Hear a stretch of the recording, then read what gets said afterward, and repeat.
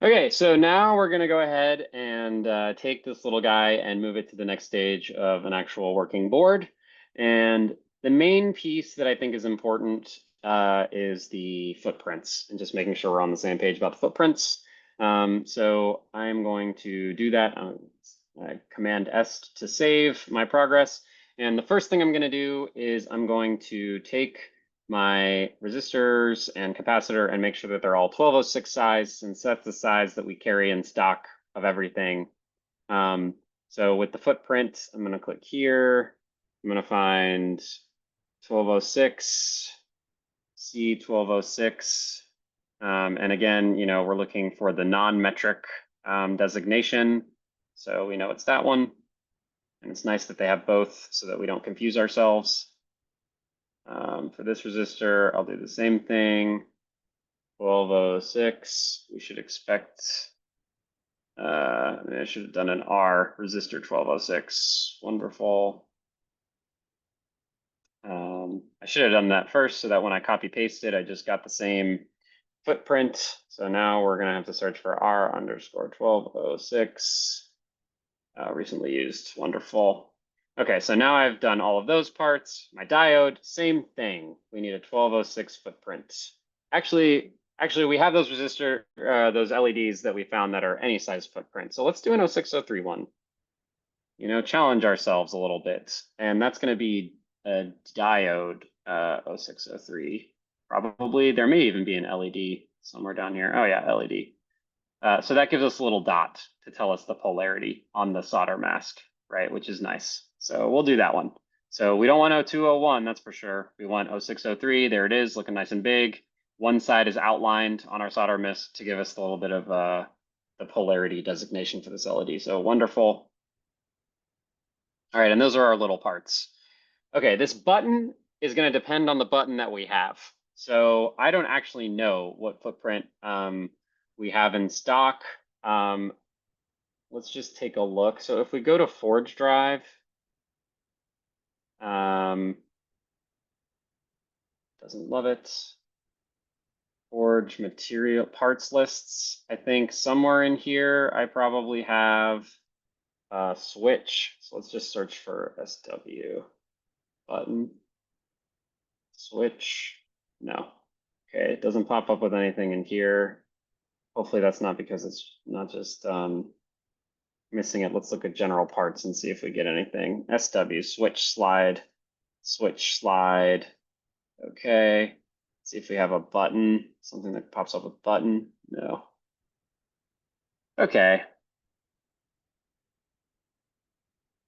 So these are double pole switches. These are more like power switches. I know we have little push buttons, but maybe I ordered them somewhere else. So we might lose a little bit here. You might have to look up on the bag what the part number is. But let's just for the sake of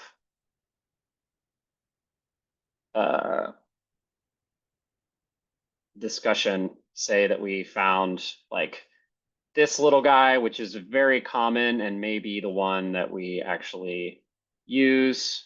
So, okay, we can see this is a 6x6 by 4.33 SMD momentary switch.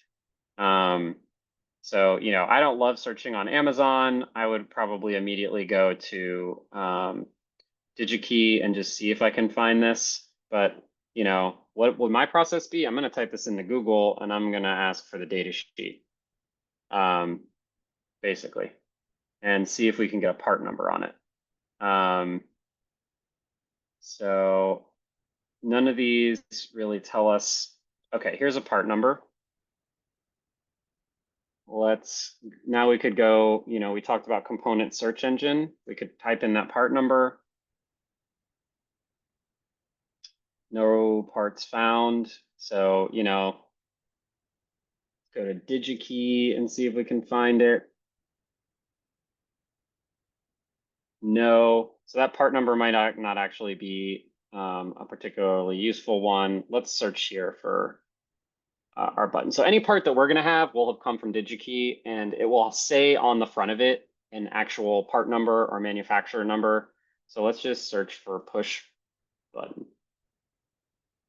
And maybe like SMD as well. We want an SMD push button. Let's see what we get. I guess probably we want push button switches, but we're gonna get a lot of big honking things. So let's see if we can find something that's in stock, that's surface mount. We apply, we see we get 74 possible results. We can mouse over them and see all sort. These are all kinds of awesome things that you could potentially put on your board. And these are starting to look more common. These ones down here. Okay, so like those are little push button switches. So some, we'll have something in a bag, and you'll be able to find it, and it will tell you this name, this little name that you can look up. But let's see if we have. Okay, so let's just say we have kind of an interesting, expensive one. Let's take a basic one. Hopefully we have let's sort by price, which is of course what I will do when I buy the switches for you guys. Okay, so now we have little push button switches that might actually reasonably be ones that we look at. Okay, so here's a part. We could probably find the footprint on component search engine for this part. So you can see as soon as we search that, it's going to pop up with the symbol and footprint, and we can download it. And if you did the proper steps last week, you'll be able to import this footprint into here, no problem. We can also click and search for it, and it turns out we don't have it. So we probably do need to download this model, which means we need to sign in. And you can see there's the model right there, which is wonderful. Anyway, that's the process I would go through. I'm not going to go ahead and sign in and pick this footprint, but we need to find one that matches. Hopefully we find one. This guy, as we know, already has a footprint. We saw it earlier, so that's wonderful. That's exactly what we wanted. Let's talk about the connectors, because that is one where we do want a slightly different one. And we probably want the sort of like right angle connector that is surface mount for these guys instead of the through hole. You could do through hole. You could do through hole just like you did last time, and that would be perfectly fine. But let's just see if we can find some pin headers that will work for us. So you can see, again, we have the same kind of thing where we have these different spacings, and we're always going to pick 2.54 millimeters. And you can see these ones are expecting bent out right angle pins. So instead of, so it's kind of expecting the pins to stick straight up, and then the bottom pins to bend out at 90 degrees to be soldered onto the board, which is not exactly what we have or what we want. Let's see. Let's see if we have, yeah, so this may actually be kind of a more of a challenge to find exactly the pin layout that we want. That's kind of close to the style that we want.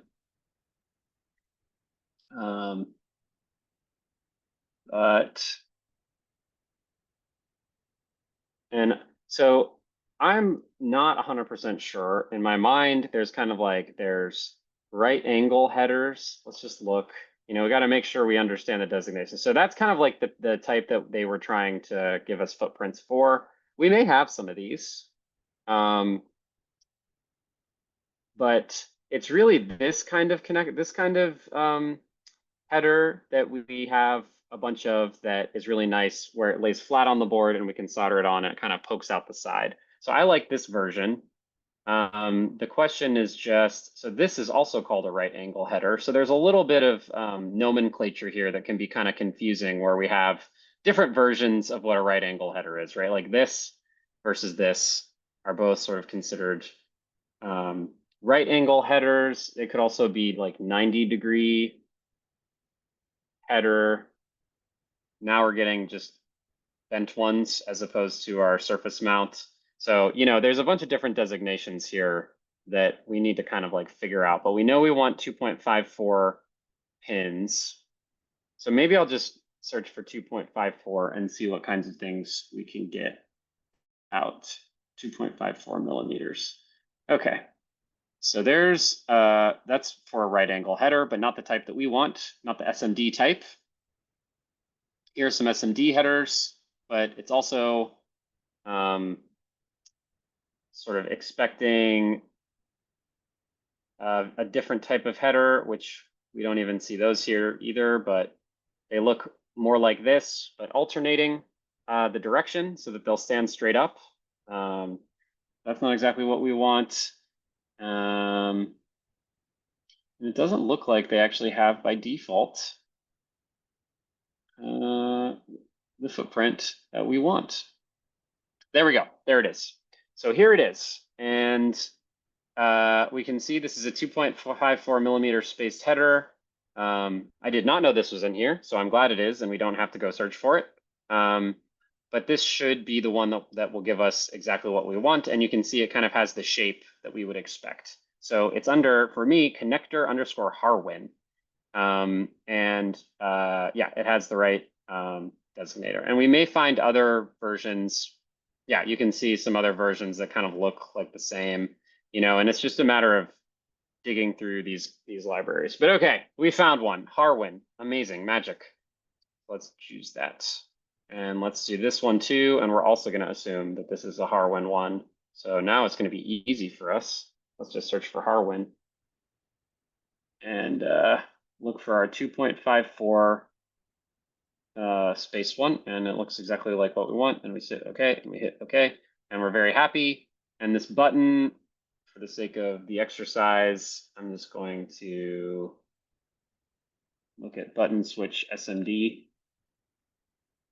Let's just pick one that looks like one that I think we have, like this one, 6x6. Actually, that might match the the one we looked at from that might match the one from Amazon, actually, 6x6. Anyway, let's just pick that one. Okay, great, wonderful, cool. So I believe we have specified all of our parts. So let's take a look. Let's save. Tools.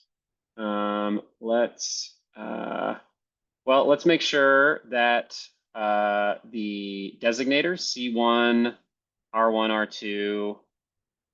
Yeah, there's not enough on here for us to really care that much about annotating the schematic in any meaningfully different way than what we have. There's just not enough going on. So I don't really care about that. And I think we've assigned all of our footprints. Let's just double check. Yeah, they all have footprints. So I think we're doing pretty good. So let's just go ahead and go for it. Let's update, see if we get any problems. I don't think we did. Amazing. So we have our ATTiny. You can see it's very small. We have our LED, our capacitor, one of our current limiting resistors for the LED, a pull-up resistor for our button, and our two connectors. When we do connectors, particularly, if you order boards, it's not going to matter as much for us because, you're going to be making them on the Carvera, but you definitely want to label all of your pins. And it's really nice that you can go to the silkscreen layer, the front silkscreen layer, say, and write text. And we could do like ground. We could do VCC, UPDI, ground, right? And then we would put this like here, and we have our labels for our outputs, and we would double check them. We can zoom in. Oh my gosh, they're backwards from what I have here now. That's not good. I can click on my part, maybe rotate it. Now they're right if I put them next to each other. Right, now I'm getting the VCC in the right place. So or I could obviously have relabeled those. So it's always useful. You should do that a lot. You really want to give yourself all the hints in the world so that you don't mess up these sort of simple orientation things with your connectors. And like this connector too, it's going to be really easy to forget. You don't have to pull up the schematic every time and zoom in to make sure that you know which your pins are. Okay, but things should be relatively straightforward from here. I hope that you remember what you're doing. I'm just going to go ahead and do it. So you can log out of this video or stop if you want, but if you want to keep playing along, I'm just going to continue. So the first thing I'm going to do, this is kind of the center of everything, right? This ATTiny. It's kind of the center of everything that we're doing. So first thing I'm going to do is I'm going to sort of treat this as the main thing. I'm going to move everything else away. And then I'm going to start placing parts based off of what I know I need for this guy. So we're really just working on the front of the board. We're doing a single layer board. I'll just turn off basically everything back. Who even cares? I'm going to do dim because it's just easier to work that way. I'm going to bring myself to the fronts copper, which is the main thing that I'm going to be working on.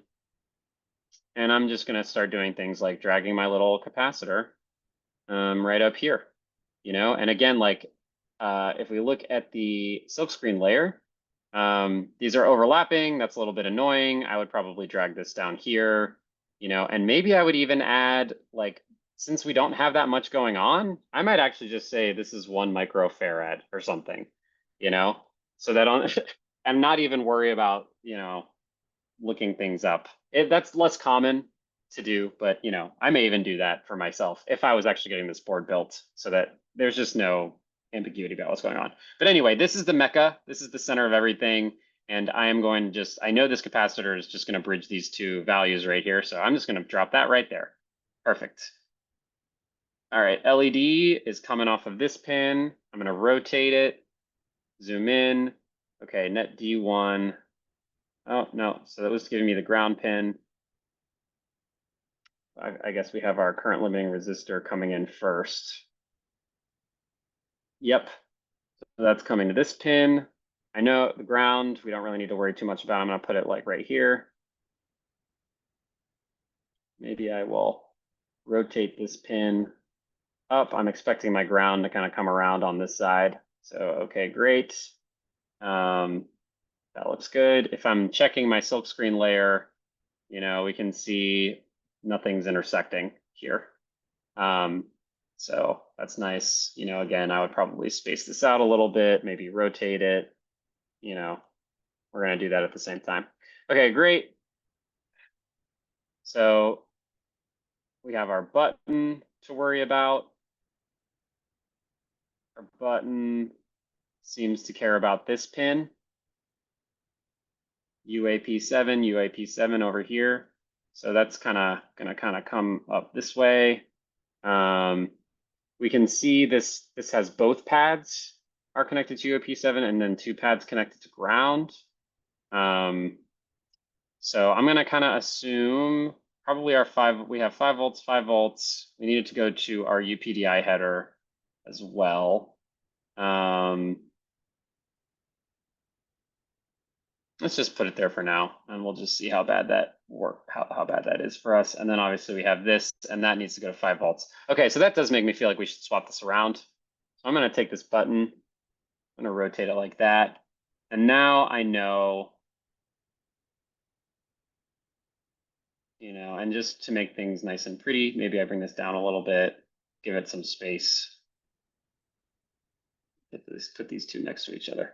Right, and so now I know I have this guy going to this guy, going to this guy. This is a little bridge here, all that's connected. These 5 volts are nice and next to each other. So we're just kind of like roughing in our layout here. So I know we have 5 volts, ground, and then this UPDI pin, which is right here. So I'm expecting probably, we have this going on. This is unconnected, so that's wonderful. So I'm expecting my 5 volts to kind of go here and then probably come down through here. This nicely breaks out. So that's wonderful. What is my problem? My problem is going to be SCL and SDA also are going to want to come down here. So these two are going to pop right down. They are not aligned with my SDA and SCL pin, right? So if I bring this down here, that's a really natural place for this to go. Let me just drag this one over here.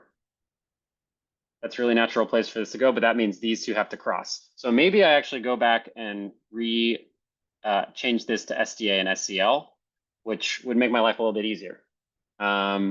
The other thing is my 5 volts, is going to come down in the middle here of SDA and SCL. I could have my 5 volts come down over here. That wouldn't be a big deal. So I could put the 5 volts on this side. And then I could have that 5 volts wrap around to here, and then this pop out over here. And then I'm assuming ground is going everywhere. So I'm just kind of thinking through the layout here. And that means, to make it really easy for me, I need to change the pinout here pretty significantly. I want to switch 5 volts in ground, and I want to switch these 2 inner pins as well, so that my 5 volts, I can kind of like route my 5 volts down actually on this side. And we'll bump our, yeah, so, and this 5 volts, I guess, is probably going to have to come out around here. So like not through this little line here.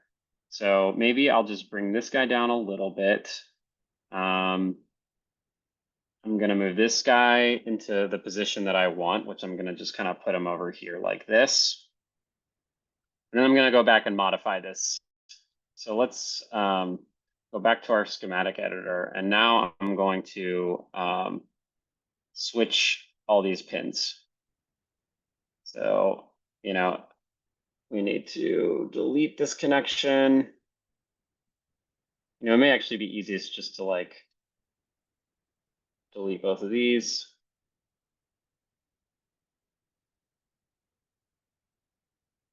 This, yeah, in fact, I should just go ahead and delete all this stuff.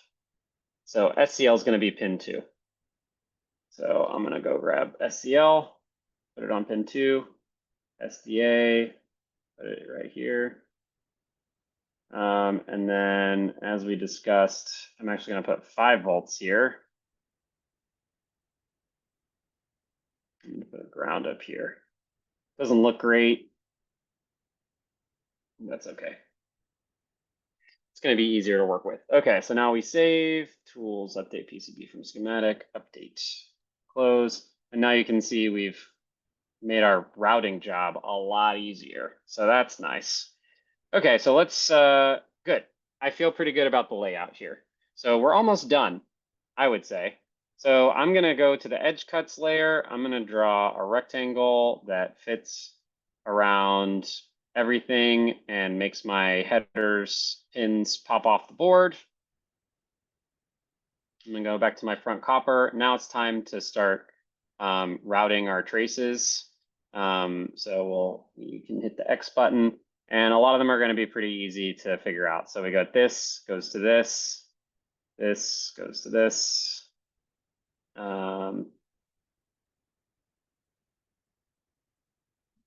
Yeah, it's going to be a little bit of a pain in the butt with this 5 volts, but that's okay.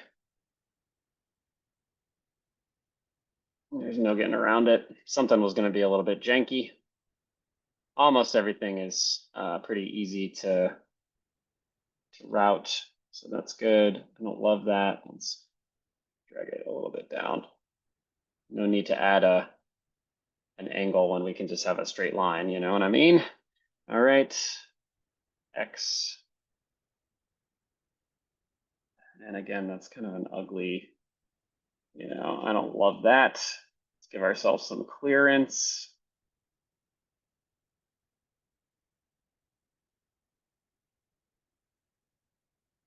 That looks better. Okay, all of that looks pretty good.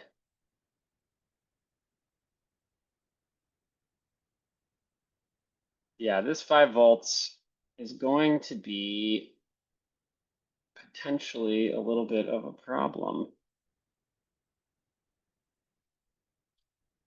But let's just see what we got. So let's wire up. We've wired up everything now, except for our 5 volts. This is a pretty simple little board, and I will say, when we get to more, sometimes the simpler boards can actually be a lot more of a pain in the butt because we're trying to keep it on one layer and we have to deal with this kind of a thing. And if we're doing a much more complicated board, you're basically going to immediately jump to a 4-layer board, and you'll be able to just wire up ground and power anywhere and just put a little via in, and it's going to be automatically, you're just going to get power and ground everywhere. So this kind of concern is less of a problem in those cases. But let's just see how we wire up our power. and we try to route it up. Hopefully I'm not off my board. I'm gonna have to check my board outline and make sure I didn't lose it.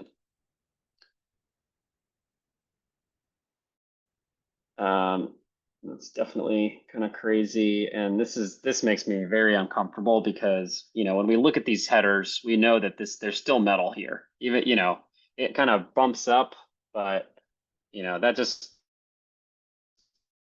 that it's not lovely. It's not lovely. I'm just gonna try to make plastic part of that header. So that's like not that's pretty ugly. This 5-volt trace. Imagine our ground. And you can see it's not great, right? So we have this ground very easily. We're going to reach this ground and this ground. This ground is kind of isolated in this little thing, and we're counting on this little inlet getting into this ground. And these grounds, similarly, we're counting on this little inlet coming from this ground for these grounds to get connected as well. And so that sucks. I don't know if there's any way for us really to avoid doing this. We could do a bridging 0 ohm resistor here, and we could do another bridging 0 ohm resistor here. It probably would be easier just to do a bridging one for the 5 volts and not have as much of a painful thing with the 5 volts. Let's see, is there anything we can think of that's going to make this work better? 5 volts. We really can't come down through here. Unfortunately, we could bump it out and do a jumper resistor coming down through here. Doesn't really make a lot of sense, and we still are going to have to bridge through these little these pads on the headers. So really, we're going to be counting on some little bits of metal running through the headers, which just makes me a little bit sad, and it's not the most ideal thing. But c'est la vie. I think it will still work. I'm just going to say this is good enough. We'll test it. We'll see if we can get something that works for us once we actually run it. I'm going to go back to my edge layer, make sure I'm not cutting off my traces, and I see I have a little bit of clearance on each side. I might like bump this up a little bit, and also then I have my silk screen layer there, even though my silk screen isn't doing anything. And then of course we're going to do our fill, and we should do it on our front copper. So be sure you're on your front copper. We're going to do our fill zone. We're just gonna obviously tie this to ground.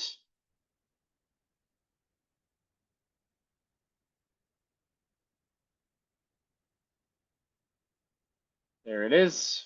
And I believe B is the shortcut to fill it.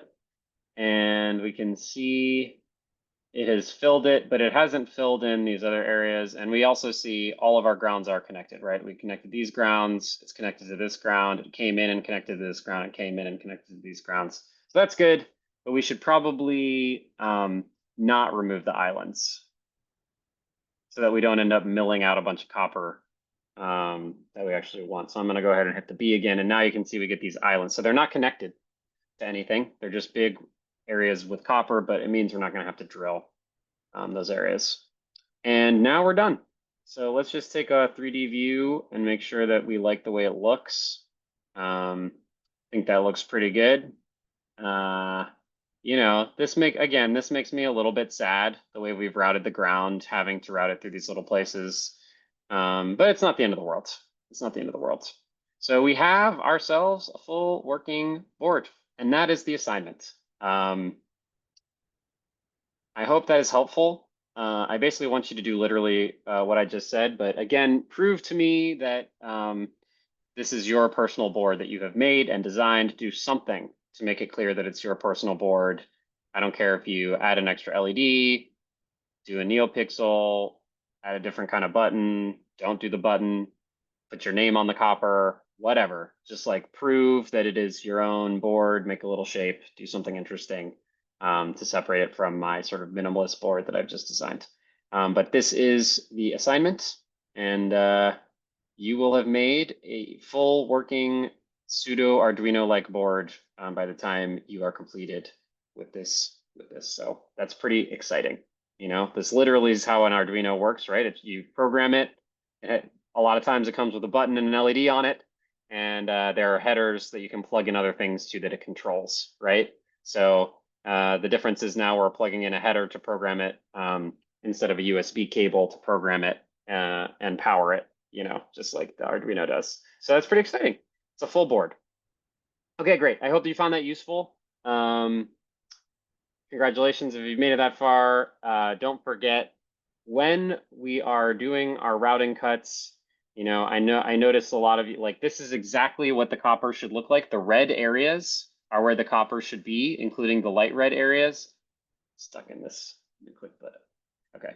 Including the light red areas is where the copper should be, right? So we should remove the copper around the center of these pads and just double check when you're doing your machine passes that you are removing this copper where the black is, and you're still getting your pads are always still there, and there's always a trace coming out the middle of them, connecting them to other traces.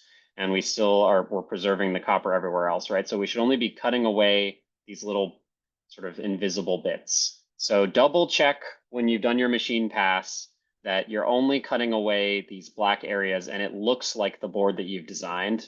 And the grounds, you know, connect in this way where they have their pad is intact and they're connecting along each side to the ground pins. And you will be ready to go. Okay, I hope that was very useful. Best of luck, and I will see you in class.